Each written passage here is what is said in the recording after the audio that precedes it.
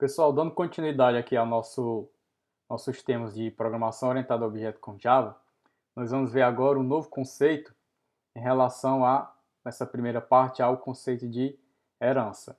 É um conceito bastante visado, bastante utilizado e muito importante para a gente dar entendimento e andamento ao nosso aprendizado de programação orientada a objeto com Java. Tá? Então, nós vamos ver aqui alguma definição básica. Vamos abordar primeiramente essa parte de conceitual aqui de herança e vamos entender aqui como que ela funciona. Então, do que é que se trata, né? A herança é um tipo de associação que permite que uma classe herde todos, frise bem essa parte, todos dados e comportamentos de outra. Dados, quando ele fala aqui, é só se lembrar dos atributos, e os comportamentos, só se lembrar dos métodos. Então, quando eu falo de herança, eu vou poder capturar da minha classe principal, a classe que vai herdar dela vai pegar tudo dela, sejam os atributos, sejam os métodos, seja qualquer tipo de operação que tenha dentro dela, vai ser herdada pela minha subclasse, que a gente chama de subclasse. Vamos já ver aqui um exemplo no diagrama de classe que vai ficar mais fácil de entender. Então, a herança é uma das definições muito importantes quando a gente se trata de orientação a objeto. Ela é aplicada em diversos conceitos e nós vamos ver ela com bastante frequência daqui para frente. Então, quais são as vantagens, né? Como uma das principais vantagens da orientação a objeto não é diferente a questão de reuso de código. Eu vou escrever menos e vou ter mais especializações dentro dos meus códigos. Então, a outra vantagem é o que a gente chama de polimorfismo, que depois também nós vamos ver mais detalhadamente aí nos próximos passos aí nas próximas aulas, beleza? Então, as vantagens da herança é justamente reuso de código e polimorfismo, que vai ser um conceito mais lá na frente, que nós vamos ver detalhadamente.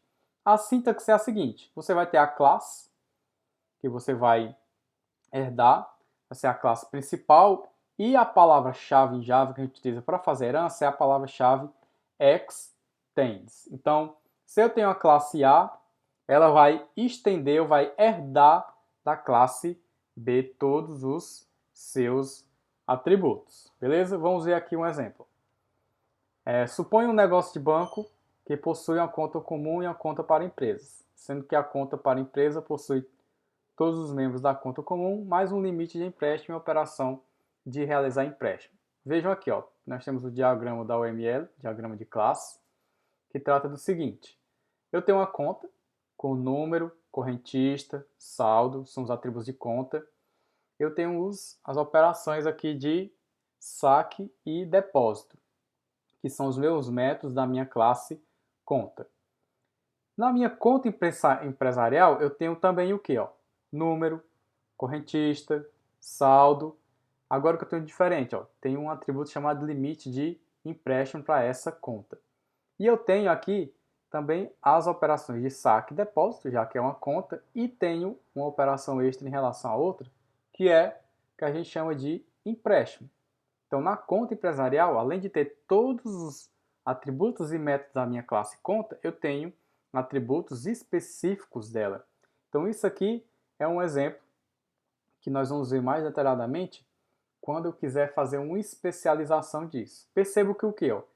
Eu tenho para contas diferentes, né, tem a conta principal e para uma conta mais específica, a conta empresarial, eu tenho mesmos atributos e mesmos métodos e poucos deles são diferentes um do outro. Então, para que é que serve? Onde é que eu aplico a herança, né? Quando eu falo que lá na frente que ela permite reuso de atributos e métodos, dados e comportamento, o que acontece?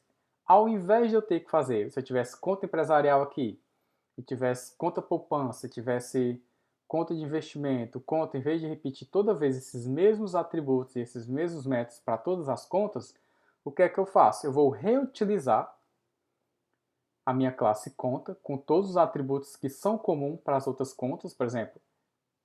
Esses atributos aqui são comuns para a conta empresarial, então ao invés de eu repetir novamente para uma conta específica, eu vou fazer o quê? Herdar todos esses atributos aqui da minha classe conta, e vou apenas colocar os atributos específicos da minha classe específica. Então, essa classe aqui a gente chama de classe superclasse, ou a minha classe principal. E essa classe aqui, a classe que está herdando da classe principal, a gente chama de subclasse ou classe especializada. Então, essa classe aqui, perceba, ó, ela vai ter todos os atributos de conta e vai ter os seus atributos específicos. Perceba que a diferença daqui de antes para a outra é que vai ter uma quantidade muito menor de